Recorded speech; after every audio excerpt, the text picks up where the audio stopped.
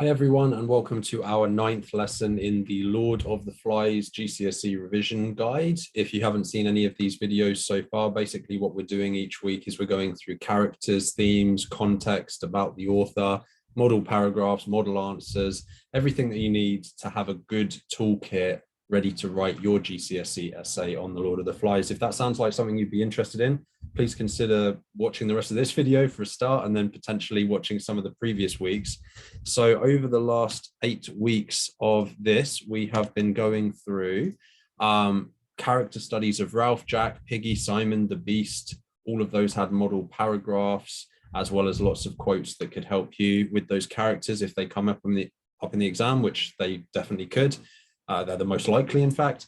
In terms of themes, we went through civilization versus savagery, fear, violence. We haven't gone through the supernatural yet. I actually decided, based on some requests and just based on how close we are to the exam now, to go through a model paragraph today on particularly looking at the opening and looking at setting. I think that one of the things that a lot of students don't talk about enough is the setting and establishing in the novels that they write about, whether it's Lord of the Flies or something else. I think you'll get quite a lot out of today's lesson from looking at that. So we're going to look at a model essay.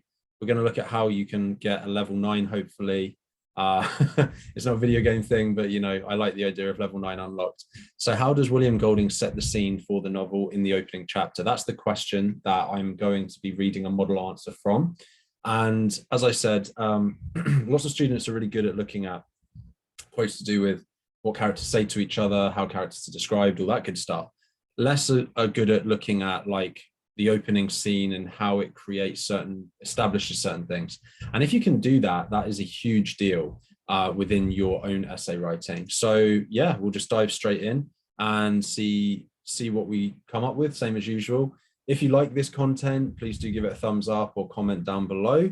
Also, if you're doing your GCSEs this year or next year or whenever it is, just remember, I'm not just doing Lord of the Flies. I've got stuff on poetry, every major book that you would sit for literature, and I've got English language courses as well. So hopefully there would be something that would help you. Anyway, and I've been doing this for over 10 years, by the way. So that's why I feel like I'm a pretty good person to help with this stuff. And I've done examinations for all different exam boards as well. So I've marked a lot of GCSEs, so I know what they're looking for. And I'm one of those saddos that just knows the mark scheme, basically, inside out and back to front, part of my job. Okay, so the opening chapter of Lord of the, I rambled on for a minute, so let me just remind us of what the question was. How does he set the scene in the opening chapter? The opening chapter of Lord of the Flies is very effective in laying the foundation for the rest of the plot.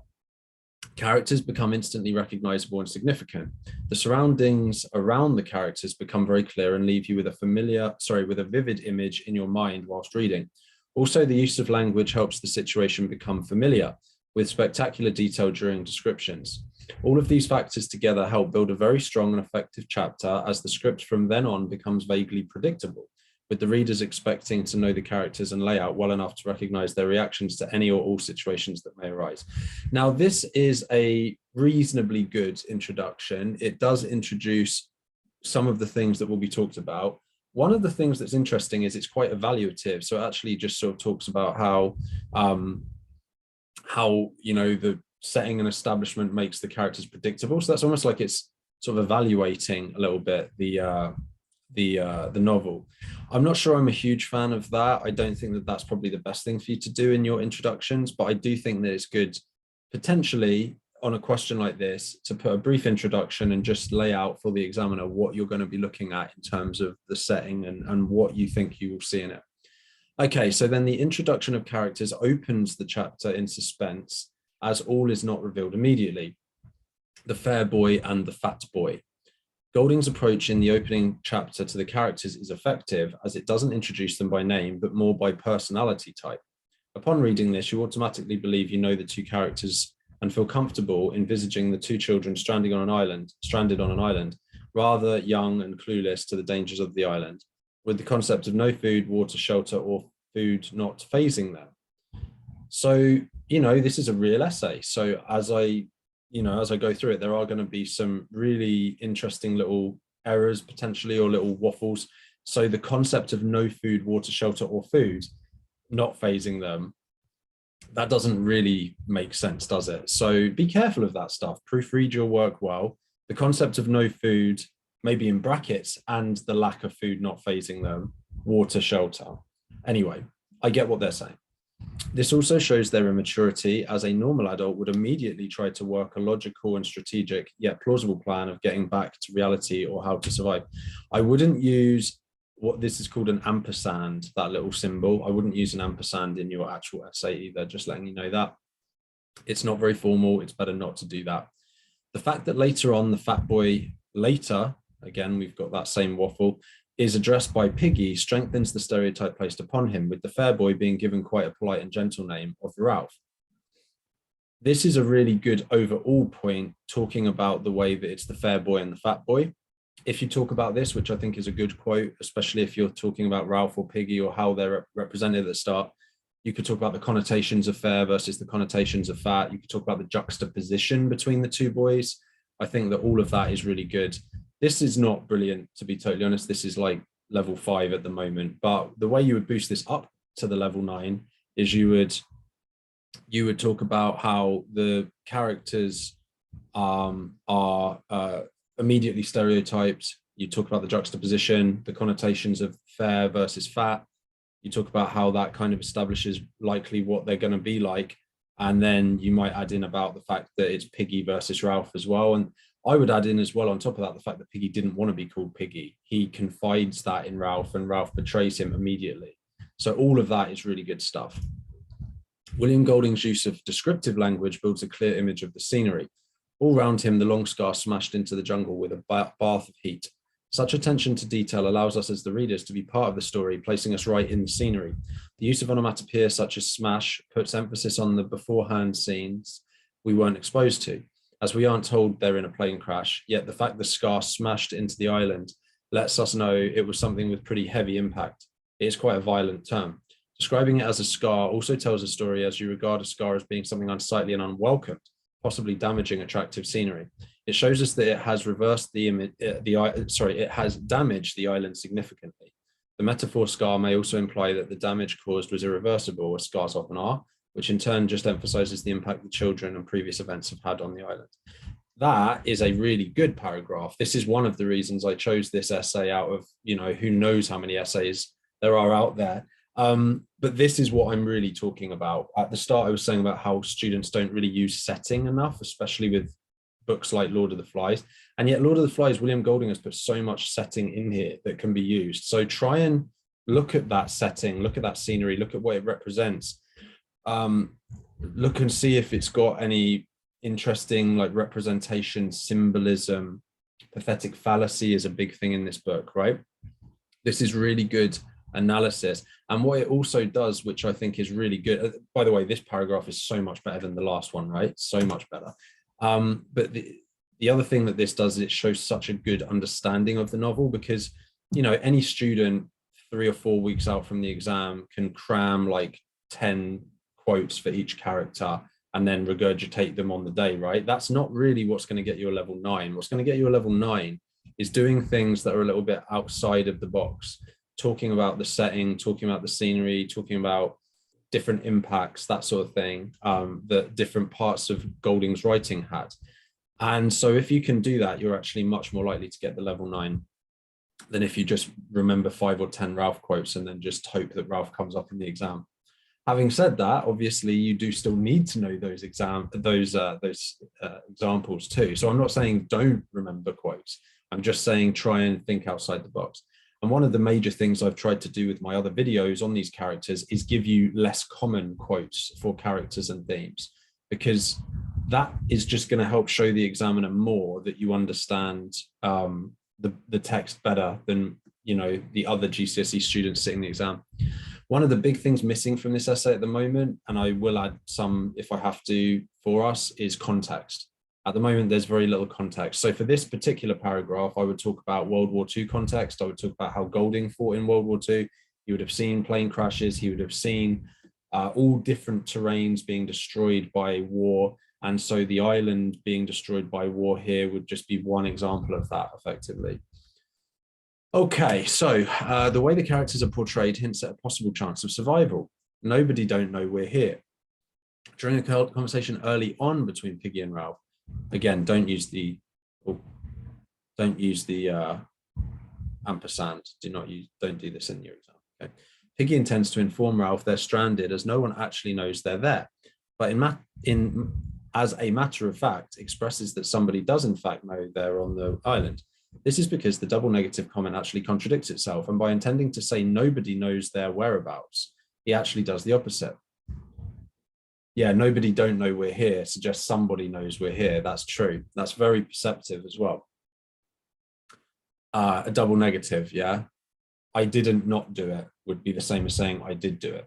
So like maths, right? If you have a minus sign and another minus sign next to each other. So if you had like 5 minus minus 5, right? You would actually add 5 to 5 rather than minus, because you're doing a double negative.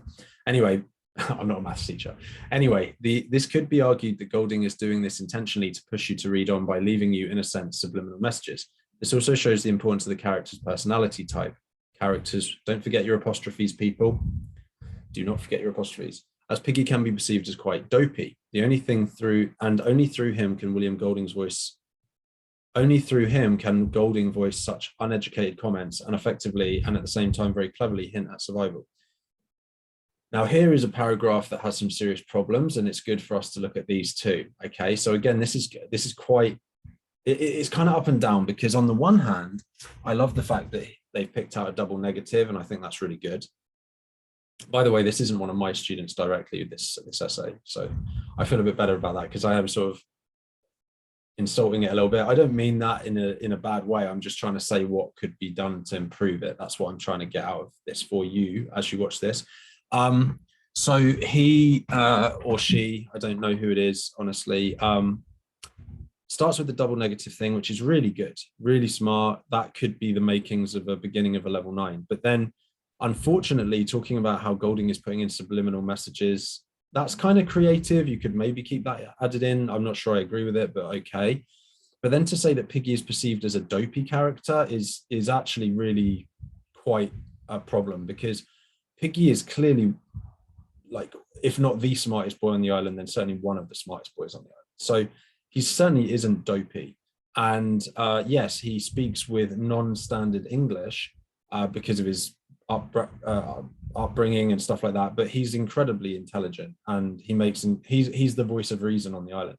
So be very careful of stuff like that. Make sure you do understand the characters and what they represent, because if you do say something like Piggy is dopey, the examiner won't mark you down for it, but they just can't give you marks for it, right? Because Piggy is not dumb. In terms of context, you do need context, ideally in every paragraph, as I said, and there's none in this essay so far. So context-wise, what you would do is you would add in about how Piggy perhaps represents some of the boys that William Golding taught, because he was a high school English teacher. So you would talk about how William Golding himself taught teenage boys, he taught them English, and so he would likely have had boys that would speak in non-standard English like Piggy. And there's actually kind of an admiration for boys like Piggy, really, isn't there? Because even though he's not really liked by anyone else on the island, he is intelligent and he has a lot of value. So I think Golding actually has a sort of a soft spot for Piggy in some sense. And I think that generates pathos for us as the reader as well. We sort of get the sense that if people would just listen to Piggy, then things would actually be a lot better.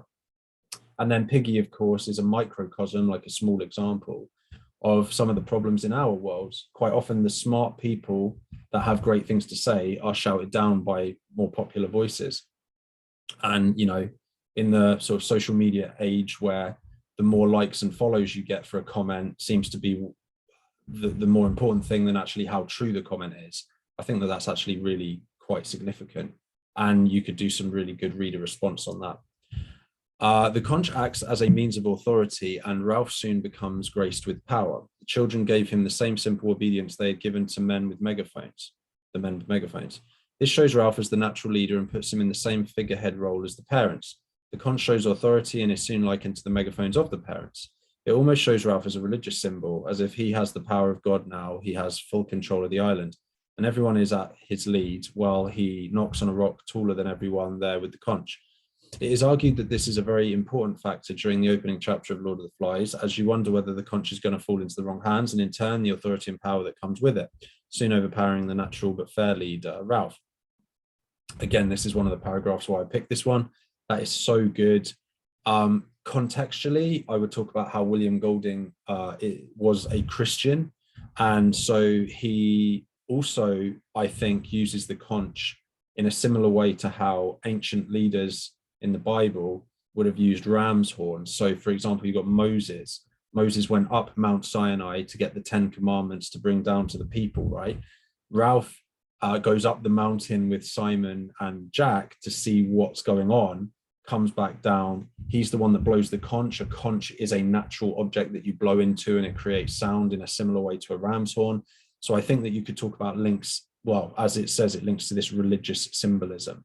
So Golding as a Christian links to Moses, links to Mount Sinai, links to the ram's horn. Could be an incredible level 9 paragraph there. The quotes that he's used are excellent as well, and he's explained them pretty well. I don't know why I think it's a he. Sorry, maybe it did say his name on the thing. Anyway, the student. Some of the aspects previously mentioned lead me to believe the Lord of the Flies is going to be very eventful and could go either way in terms of surviving or making it off the island. After simply reading just the first chapter, I find myself wanting to get answers to such questions as, how can a series of young boys create a survival plan and make it off the island? Or was Piggy deliberately talking in double negatives to make us believe on one thing contrary to another?